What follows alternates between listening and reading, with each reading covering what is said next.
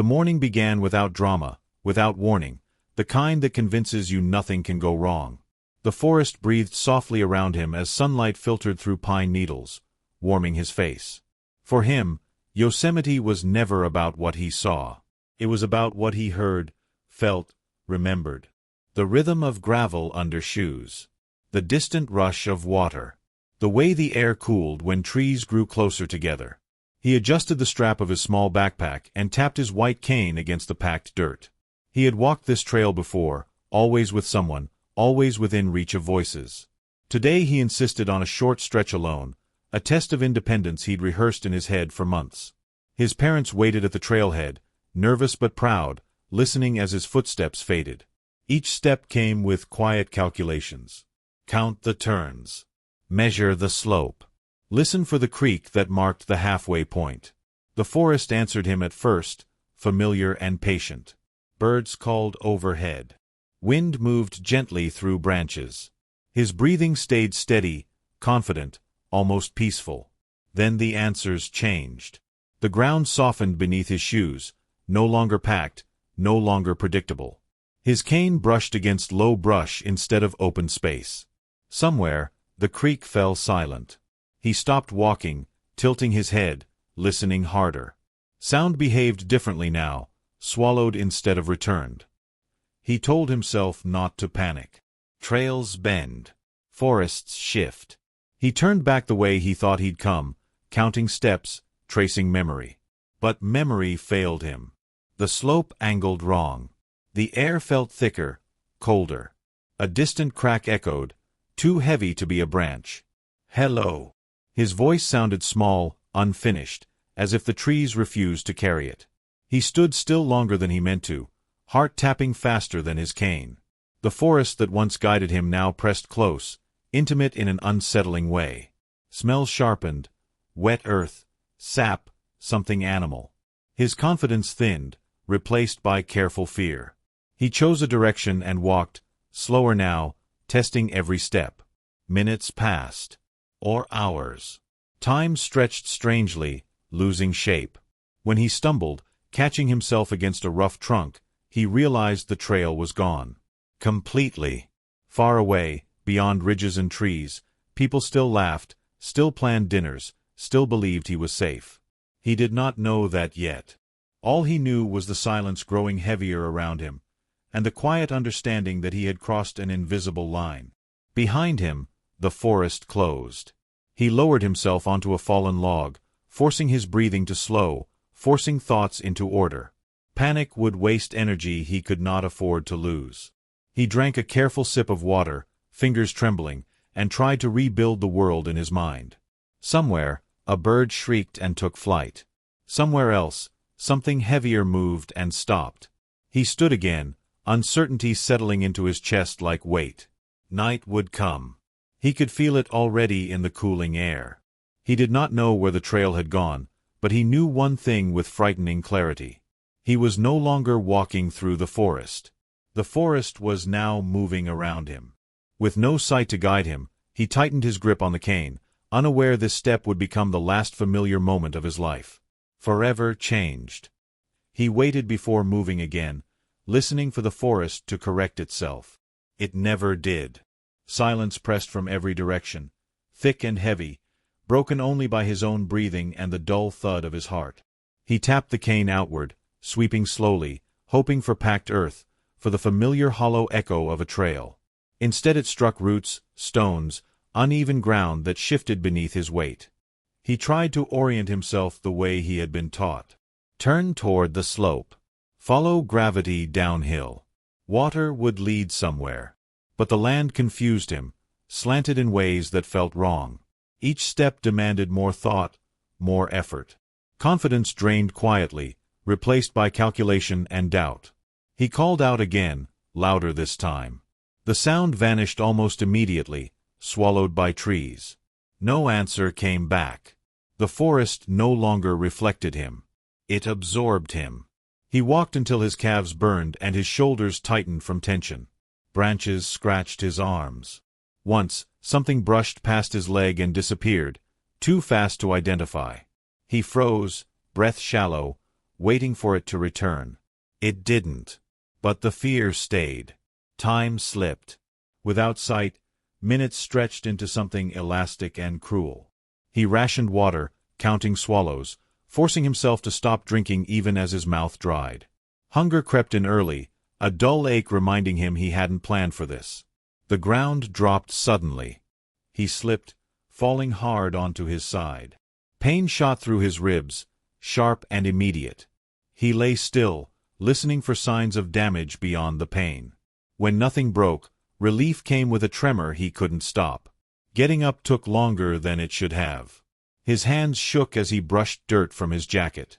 The cane felt lighter now, less reassuring. He moved slower, sweeping wider, mapping obstacles inch by inch. Somewhere above, wind picked up, pushing through the canopy with a low, distant roar. Cold followed. The warmth of morning drained away, replaced by damp air that crept under his clothes. He realized with a jolt that evening was coming. He had meant to be back hours ago. He imagined his parents at the trailhead, checking watches, telling themselves not to worry. He tried to follow the sound of water, but it split and faded, echoing from too many directions. His senses betrayed him, overlapping, contradicting each other. Panic surged, sudden and violent. He dropped to his knees, pressing his palms into the dirt, grounding himself. "No," he whispered, forcing the word out slowly. Panic would get him killed. He focused on small tasks. Breathe. Listen. Stand. Move. He found a cluster of trees close together and stopped, choosing not to wander blindly in the dark. Sitting with his back against a trunk, he pulled his knees in, conserving warmth. The forest changed as light faded. Nocturnal sounds emerged, closer, sharper. Somewhere nearby, a twig snapped, deliberate and slow. He held his breath, counting seconds, waiting for footsteps that never came. Fear rewired his senses, making every sound feel intentional. Sleep teased him, dangerous and seductive, but he fought it, afraid of what might come while unconscious. He whispered his own name once, quietly, as if anchoring himself to existence, promising he was still here, still alive, still worth finding despite the silence closing in. Far away, so faint he thought he imagined it, something mechanical hummed and vanished.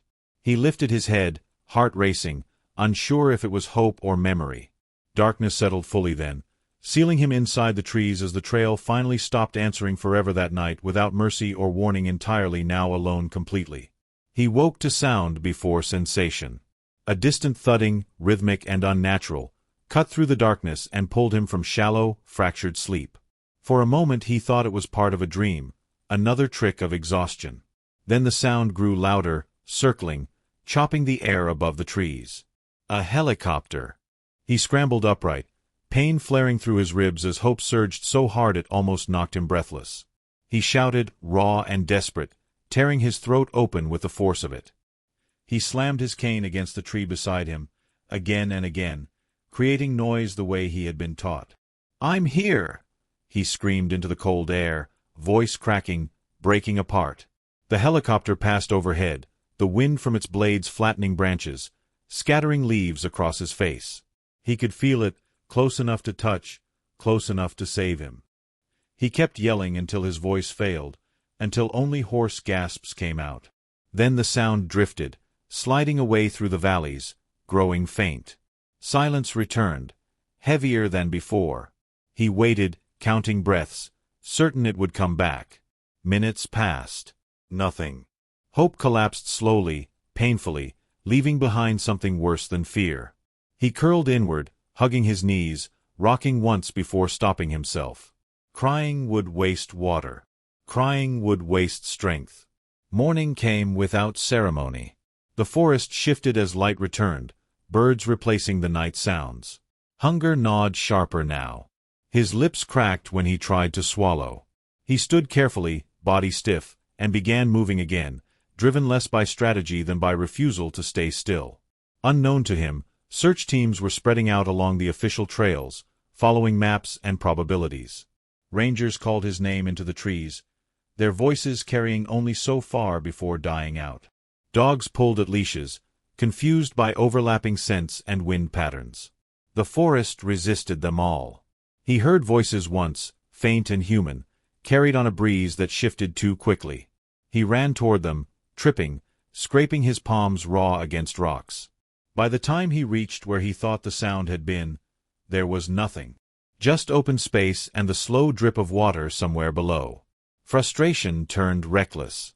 He pushed through thicker brush, ignoring scratches, ignoring the warning signals from his body. His foot plunged into mud, yanking him forward. He barely caught himself before tumbling down a slope he couldn't measure. By afternoon, the helicopter returned. This time he was ready. He tore fabric from his jacket, tying it to the end of a broken branch he found by touch. He waved it wildly above his head, screaming until his chest burned. Light swept across him briefly, blinding even to eyes that could not see. For one heartbeat, he was certain he had been spotted. The helicopter hovered, then moved on. Later, he would learn they marked the area as searched. No signs. No response confirmed. The call went out that evening to scale back efforts, to assume movement beyond reachable terrain. He did not know that. All he knew was the quiet that followed, deeper and more final than the night before. As shadows stretched and the temperature dropped, something inside him hardened. If help would not come, he would have to survive long enough to meet it. The forest listened, patient and indifferent, as he whispered promises to himself that night, unaware it had already begun memorizing him by scent and sound and pain and endurance. Above him, clouds thickened, trapping cold against the ground. Somewhere, far beyond his reach, radios crackled and coordinates were crossed off lists. He lay awake, eyes open to nothing, listening to the land breathe around him.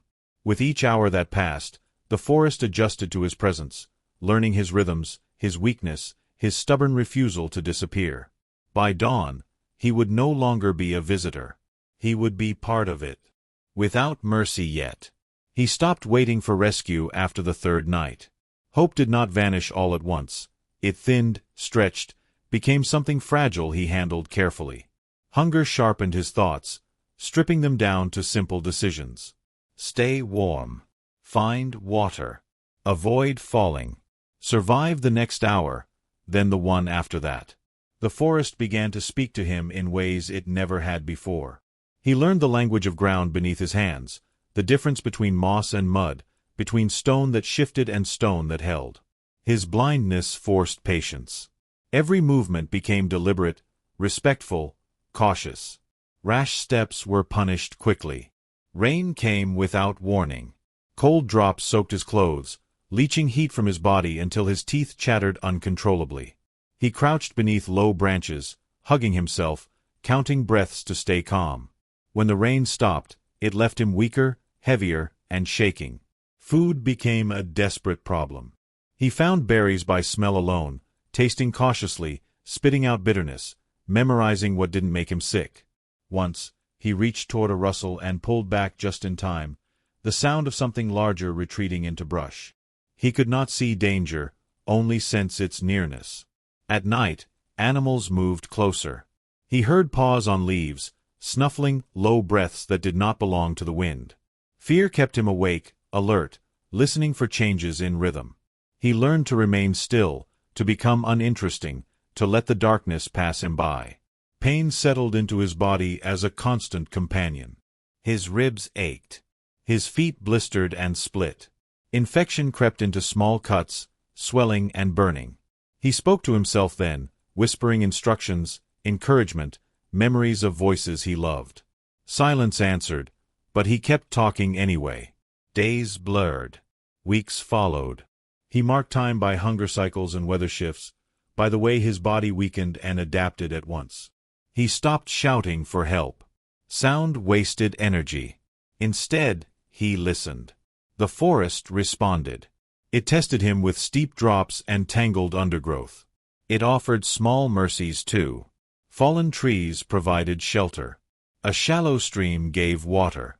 Once, warmth lingered in a sunlit clearing long enough for him to sleep without shivering.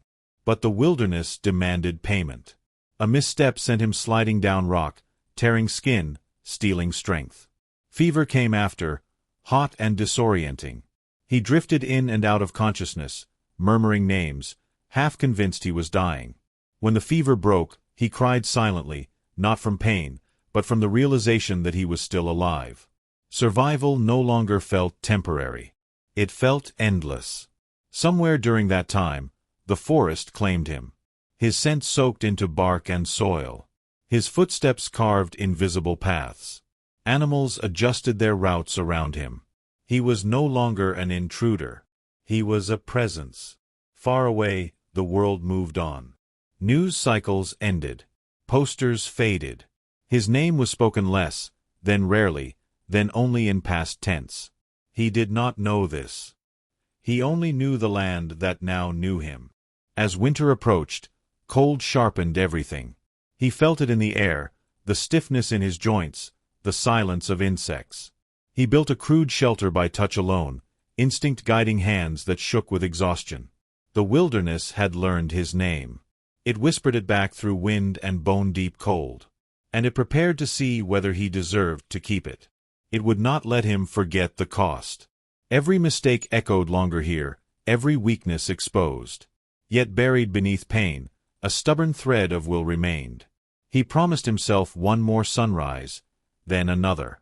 The wilderness listened, unimpressed, relentless. Somewhere beyond these trees, people still existed. He held that idea carefully, like a fragile flame, unaware the next chapter of his survival would demand more than endurance. And the forest, having learned his name, began deciding how much it would take before it ever spoke it again through cold, hunger, silence, pain, alone. Winter arrived quietly, without announcement, sealing the forest in ice and silence. Snow muffled sound, reshaped the ground, erased what little familiarity he had carved for himself. He moved less now, conserving strength, listening to storms arrive hours before they hit. Hunger dulled into something constant, a low ache that never fully left. Survival became smaller, slower, measured in breaths and heartbeats. Far from the trees, a different silence settled. His parents stood in a ranger station filled with maps and photographs, the air thick with unspoken conclusions. Search grids were crossed out. Probabilities discussed. Words like terrain, exposure, and statistically unlikely replaced his name. When the ranger finally said it, the phrase felt unreal, detached, almost gentle. Presumed deceased. There was no body. No proof. Just absence. They argued at first. One parent demanded the search continue, voice-breaking, refusing to accept logic over instinct. The other stared at the floor, exhausted, already grieving something unnamed. The forest had given nothing back. No clothing. No footprints. No confirmation he had ever been there at all. The search officially ended. A small notice appeared online. A photograph circulated briefly, then stopped. Candles were lit at a vigil near the park entrance. People spoke about him in past tense, sharing memories of a careful boy who listened more than he spoke, who trusted the world through sound and touch. Then life resumed, slowly, painfully, inevitably. Back in the wilderness, he did not know he had been declared gone. He sensed only the deepening cold and the way snow changed movement, swallowing sound, hiding danger. He adapted again, crawling when walking felt unsafe, memorizing the creak of frozen branches. Fever returned once, harder this time. He lay wrapped in leaves and bark, drifting, convinced he was slipping away. But he didn't. Something stubborn refused to release its grip. He drank melted snow, forced himself to chew bitter roots, waited out storms in darkness. When the sky cleared, he felt sunlight on his face and cried again, quietly, without tears. Time lost meaning. Days collapsed into one another. He spoke less now, saving words for moments of panic, using silence as armor. The forest continued to tolerate him, neither saving nor killing him outright. It simply watched. In town, his room stayed untouched. A jacket hung where he'd left it. Shoes gathered dust. His parents moved carefully around the space, afraid to disturb what remained. One of them still listened for footsteps at night, still imagined the sound of his voice calling from somewhere impossible. Spring eventually returned, then summer, then winter again. 2 seasons passed without him knowing their names. His body thinned, hardened, adapted into something quieter, something older. By the time the second winter came, the world had finished mourning him. The wilderness had not. It still tracked his movement, his breathing, his persistence. It still tested him daily. And somewhere deep within him, buried beneath exhaustion and cold, the idea of rescue flickered faintly, dangerously. He did not know he was gone to everyone else. He only knew he was still here, still breathing, still surviving. And that, for now, would have to be enough. Somewhere beyond his awareness, decisions made in offices and living rooms would ripple forward into consequences neither side could imagine. Paperwork closed cases, but the forest kept no records. It remembered only patterns. As months pressed on, something new stirred within the wilderness, patient, waiting for the moment when silence would finally be interrupted by movement not his own, drawing attention back toward the place everyone had stopped looking. By the time the second winter tightened its grip, he had stopped thinking of rescue as an event. It was no longer something that would arrive. It was something that might happen to other people, in other stories. Survival became routine, stripped of drama, reduced to repetition. Cold defined everything. He woke when it hurt too much to sleep, joints stiff, fingers numb, breath shallow and controlled. Snow altered the landscape again, burying old paths, disguising hazards he had learned by touch. Each movement demanded caution. Falls now carried consequences he might not recover from. He learned to ration motion the way he rationed food. Mornings were spent listening, deciding if the day was safe enough to risk leaving shelter. Wind direction mattered. Snow texture mattered. Silence mattered most. When the forest went too quiet, he stayed still. Loneliness hollowed him out in ways hunger never could. Without voices, without names spoken aloud, he felt himself thinning, edges dissolving. He created structure to keep from unraveling. He counted days in groups of 10, then forgot the numbers and started again. He assigned sounds identities, pretending the creek was someone waiting for him. Sometimes he spoke anyway. Short sentences. Questions without answers. Apologies whispered into bark and stone. He imagined replies, not because he believed them, but because silence pressed too hard against his skull. Sleep brought fragmented dreams filled with warmth and hands guiding him forward. His body changed. Weight vanished. Muscle hardened into something wiry and stubborn. Pain became background noise, flaring only when infection threatened or frost bit too deeply. Once, he lost feeling in 2 fingers for days and believed they were gone. When sensation returned, he laughed until it hurt. Animals continued to circle the edges of his awareness. He smelled them before he heard them, learned their patterns, learned when to stay small. Once, something large followed him for an entire afternoon, always just far enough away to deny certainty. That night, he did not sleep. Despair came in waves, predictable as weather. Some mornings he did not stand. He lay curled beneath layers of debris, letting thoughts drift toward endings. Those were the most dangerous moments. He forced himself up then, even if it meant crawling, even if it meant screaming silently inside his own head. Memory became both refuge and threat. He replayed conversations, imagined futures that would never happen, then punished himself for the indulgence. Hope was dangerous. Hope made hunger louder and cold sharper. Still, it refused to disappear completely. He survived the second winter by surrendering to time. By not asking how long. By accepting that survival itself was the goal, not rescue, not meaning. Just breath following breath. He stopped marking seasons. The forest decided that for him. Somewhere deep beneath exhaustion, something endured. A thin, stubborn awareness that he was still a person, not just a creature hiding from weather. He cleaned wounds carefully. He protected the cane even when it slowed him down. He remembered his name. When spring eventually softened the air, he noticed the change not with joy, but suspicion. Warmer days had betrayed him before. He waited for the cold to return. It didn't. By then, 2 winters had passed. He did not know the number. He only knew he had survived something that should have erased him. And as the forest shifted again, opening paths, stirring scents carried on melting wind, a faint disturbance entered his world. Something unfamiliar moved through the land. Not weather. Not animal. Human. It was distant, subtle, a vibration rather than a sound, but it disrupted the careful order he had built. He froze, heart hammering, afraid to believe it. Human presence meant danger as much as salvation now. He retreated deeper into cover, listening for confirmation, measuring risk against longing. Whatever had entered the wilderness did not announce itself. It lingered, moved, left traces he could not see. For the first time in years, the forest felt altered by something other than weather. He waited, tense, aware that this disturbance would either pass unnoticed or change everything, pulling unseen threads toward a future he could not yet imagine. The wilderness seemed to pause, listening with him silently. 2 years after the forest swallowed him, movement returned to the place everyone had abandoned. It came on 4 legs, low to the ground, nose pressed deep into soil that smelled of old rain, rot, and something else that did not belong. The dog ignored commands, ignored whistles, ignored the careful grid drawn by humans who trusted maps more than instinct.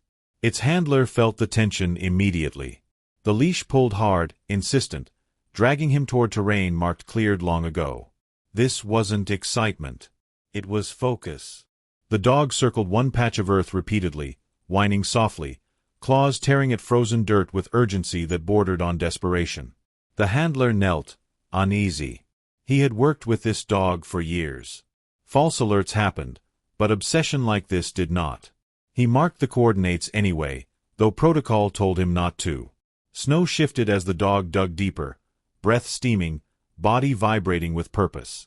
Something surfaced. It wasn't bone. It wasn't fabric. It was smaller. A strip of material knotted clumsily, weathered, brittle, carrying a faint human scent that should not have survived this long. The handler's stomach tightened. He recognized the type immediately. Medical wrap. Emergency issue. The radio crackled as he called it in, voice careful, controlled. Command hesitated. This area had been searched. Multiple times. Nothing found. The handler did not argue. He didn't need to. The dog was still digging. Hours later, a small team returned. They approached quietly, uncertain what they expected to find. The forest felt unchanged, indifferent. But the dog disagreed. It pulled again, leading them downslope, away from established trails, into rougher ground. With each step, the handler felt unease sharpen into something heavier. The dog tracked slowly now, methodical, following a scent stretched thin by time and weather. It stopped often, recalibrating, then moved again with renewed certainty. They found signs humans usually missed. Disturbed soil. Bark worn smooth by repeated contact. Stones arranged not by chance, but by touch. No footprints. No obvious markers. Just absence shaped carefully by survival. The dog paused near a cluster of fallen trees and lay down, refusing to move. It whined once, low and strained. The handler swallowed hard. This was not a find. This was a warning. Night crept closer. Command ordered them to pull back, return at first light with more support. Reluctantly, the handler obeyed, fingers resting briefly against the dog's head. The animal did not relax. Far away, deep within the same forest, the boy felt something change. The air carried unfamiliar disturbance. Sound behaved differently, fractured by movement not his own. He withdrew instinctively, heart racing, every sense sharpening. The forest had been quiet for a long time. Now it was being questioned. The dog looked back once before leaving the area, eyes fixed on the trees as if memorizing them. Whatever lay ahead was no longer buried entirely. Something had surfaced, and it would not go back down easily. By morning, doubt would give way to urgency. The handler knew instinct outweighed paperwork.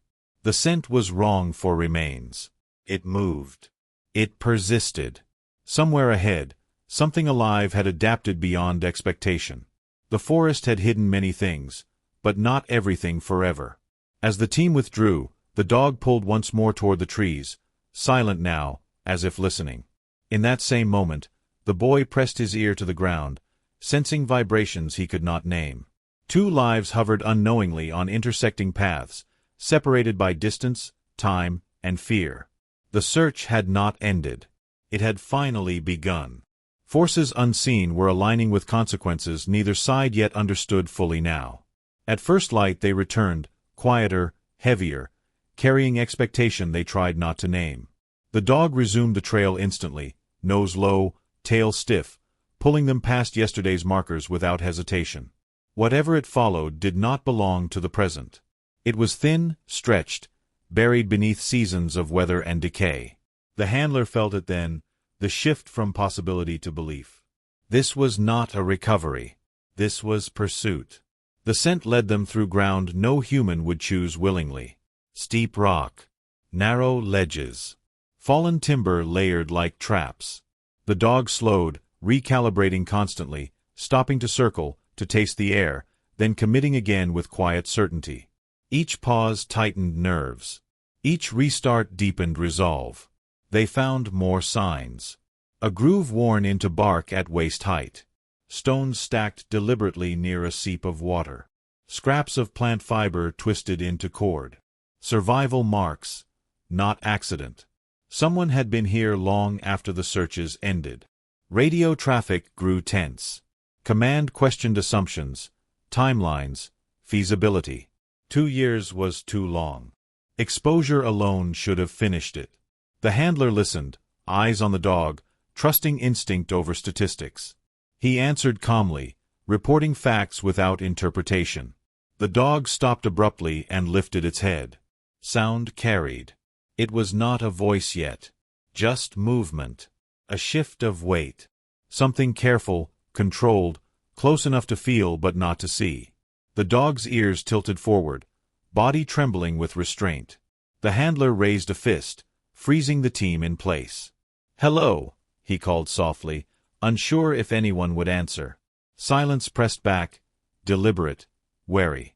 Deep within cover, the boy heard the unfamiliar cadence of a human voice and felt panic slice through him. Voices had betrayed him before. Hope had cost him pain. He retreated instinctively, breath shallow, listening for pursuit. The dog whined, low and urgent, pulling forward, then stopping, as if negotiating with something unseen. It did not bark. It waited. Minutes stretched. Wind moved through trees. Then, barely audible, came a sound shaped like breathing not entirely animal.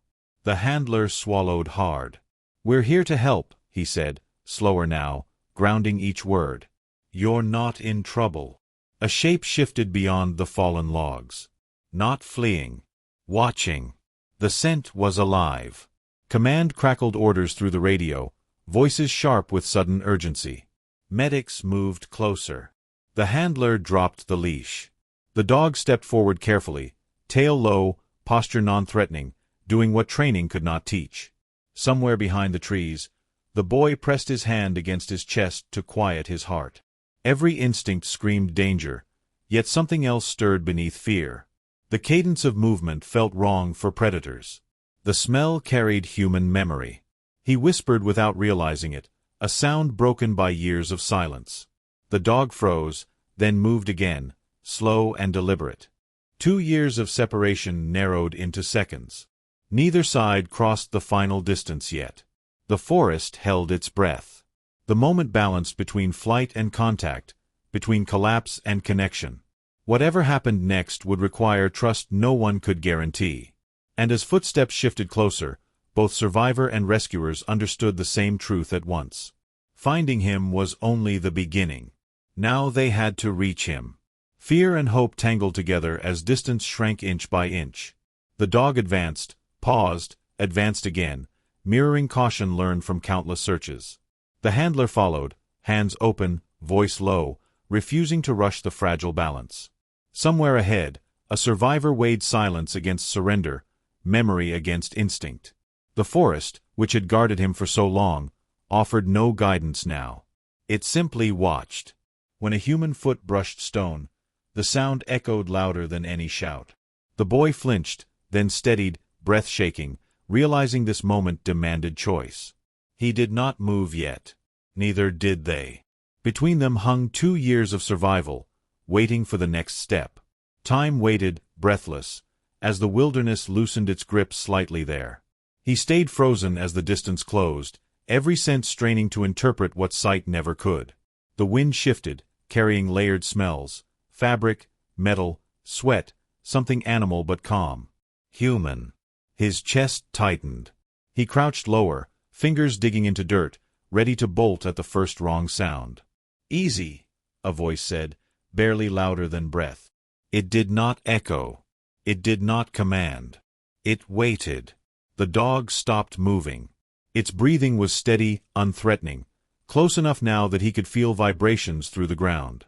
Years of isolation screamed at him to hide, to vanish deeper into cover. But another part of him, starved and aching, leaned toward the sound despite fear. "I can't see you," he whispered before deciding to speak, the words tearing loose unexpectedly. His voice sounded foreign, cracked by disuse. The handler inhaled sharply. He kept his tone level, careful. "That's okay," he said. "You don't need to. We can hear you." The boy's hands trembled violently. Hearing his own voice answered shattered something fragile inside him. He swallowed hard, fighting the urge to retreat. "Don't come closer," he said. "Please." "We won't," the handler replied immediately. He dropped to one knee, lowering himself. "You're safe right now. The dog's name is Ash. He's here to help." The dog whined softly, tail brushing leaves. The sound pulled at the boy's chest, awakening memories of warmth he had buried. He shifted forward without realizing it, then stopped, panic surging. Voices multiplied behind the handler, restrained, murmured, held back by discipline. Radios hissed, then fell silent. The forest felt crowded suddenly, unfamiliar, loud. "I don't know you," the boy said. "I don't know if this is real." "That makes sense," the handler answered. "You've been alone a long time." The accuracy of it stole his breath. He laughed once, sharp and broken, then pressed his hand over his mouth. Tears came without warning, hot and unstoppable. He hated himself for the weakness, hated how badly he wanted to be held. Ash moved again, slow, deliberate, stopping just beyond arm's reach. The boy reached out reflexively, fingers brushing fur. The contact sent a shock through him, grounding and overwhelming. He clutched tighter, sobbing silently into the dog's neck. "Okay," the handler said quietly. "Okay. We've got you." The boy sagged, knees giving out, forehead resting against the animal. Words spilled out then, fragmented, incoherent. "Cold. Hungry. Thought I was dead. Thought you were ghosts." The handler listened without interruption, anchoring the moment with presence alone. Medics approached carefully, announcing themselves with every step. They described actions before taking them. A blanket settled around his shoulders, startling but welcome. Hands touched him gently, professionally, real. "You're going to leave the forest," the handler said. "Not today, not all at once. But soon." The boy nodded weakly, though fear flickered again. Leaving meant noise, lights, questions. It meant confronting time he had lost. He clung to Ash as if release would make everything vanish. As they prepared extraction, the forest seemed to withdraw, sounds receding, as though something ancient acknowledged the end of its watch. Wind moved through branches, carrying away years of silence. When they lifted him, carefully, onto the stretcher, pain surged but did not matter. He focused on the handler's voice, steady and close. Beneath it all, beneath the wind, beneath fear, something unfamiliar rose. Relief. He did not know what waited beyond the trees. He only knew he was no longer alone. And as they began the slow journey out, the boy listened to footsteps around him, human and certain, realizing survival had ended. Recovery was about to begin. Above them, clouds shifted, revealing a thin slice of sky he could not see but could feel warming his face. It felt like permission. Like release. The forest did not protest. It simply watched them go, already forgetting his shape among its shadows, and the silence softened behind. Movement came slowly, deliberately, every step negotiated between urgency and fragility. The stretcher shifted as rescuers navigated rock and root, announcing each motion before it happened. He clung to voices like lifelines, letting them replace instinct. Pain flared with every jolt, sharp enough to steal breath, but it anchored him to the present. Cold returned as elevation changed. Medics wrapped him tighter, checking fingers, feet, pulse. Words like hypothermia and infection floated above him, clinical and distant. He focused on the dog walking beside him, on the steady rhythm of paws against earth. As long as that rhythm continued, this was real. The forest resisted their exit subtly. Trails narrowed. Wind rose. Branches scraped the stretcher like reluctant hands. Once, the team stopped entirely, listening as loose rock shifted nearby.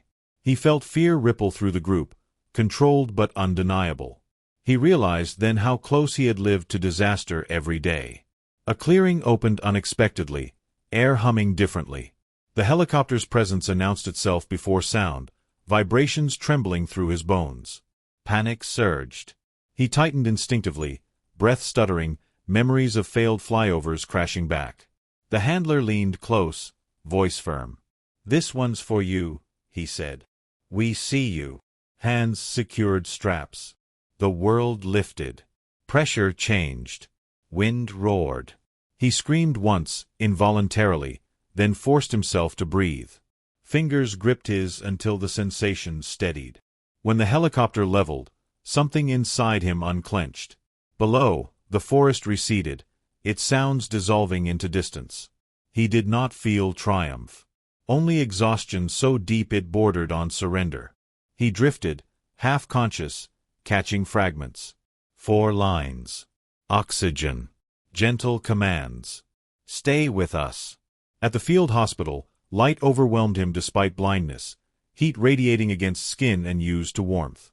Doctors moved efficiently, cutting away layers, assessing damage. Someone asked his name. He answered slowly, surprised it still belonged to him. "You're safe," a voice repeated. He held onto those words as procedures blurred together. Pain peaked, then softened beneath medication. His body finally allowed rest. Later, quieter, he lay wrapped in clean blankets, the dog gone now, replaced by machines breathing beside him. The handler returned briefly, placing something in his hand. The medical wrap, cleaned, preserved. Proof. Connection. "You're not alone anymore," he said. As sleep claimed him fully, the forest released its last hold. Ahead waited recovery, questions, and a world that had mourned him. But for the first time since he walked into the trees, he let himself stop fighting, trusting the edge had passed behind him. Recovery did not arrive like rescue had. It crept in slowly, uncertain, measured in hours that felt heavier than years in the forest. He woke surrounded by unfamiliar sounds, machines breathing for him, footsteps echoing down hallways. Safety felt abstract, something promised rather than proven. Pain became structured. Doctors explained injuries, malnutrition, infection, damage that would take time to name fully. Words landed without meaning. His body listened even when his mind could not.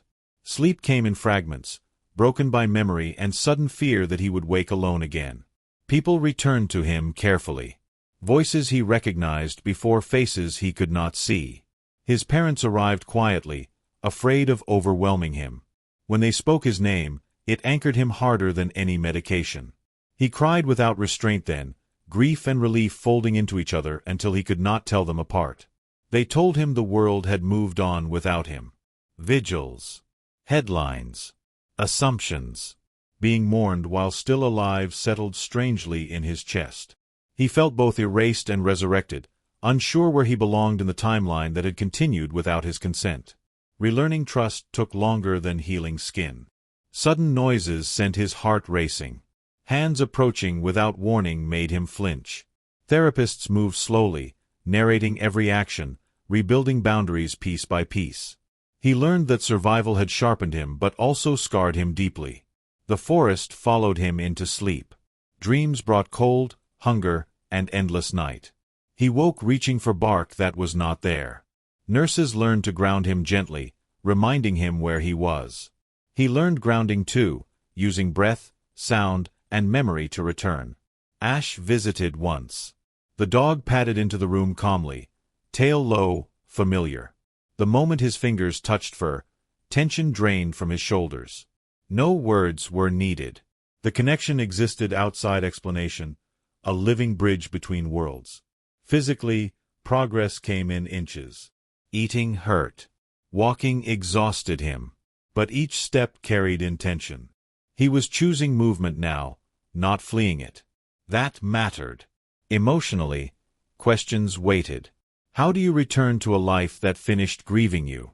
How do you explain becoming something else to survive? He did not have answers yet. He only knew he was still here, still learning how to exist among people again. As discharge approached, fear resurfaced. Leaving the hospital felt like stepping back into uncertainty. But unlike the forest, he would not do it alone. Plans formed. Support gathered. Time stretched forward instead of closing in. Survival had saved his body. Recovery would test everything else. And beyond this room, beyond these walls, a world waited to meet the version of him shaped by silence, endurance, and an unbroken will to remain. What survived was not strength alone, but choice. Choice to speak when silence felt safer. Choice to accept help without shame. Choice to remember the forest without letting it define him. Recovery would be uneven, filled with setbacks and small victories invisible to others. He would carry the wilderness inside him forever, not as a prison, but as proof. Proof that endurance could coexist with tenderness. Proof that even after being declared gone, a person could return changed, scarred, and still capable of hope. This future would demand patience, courage, forgiveness, and time measured gently, honestly, without fear and healing.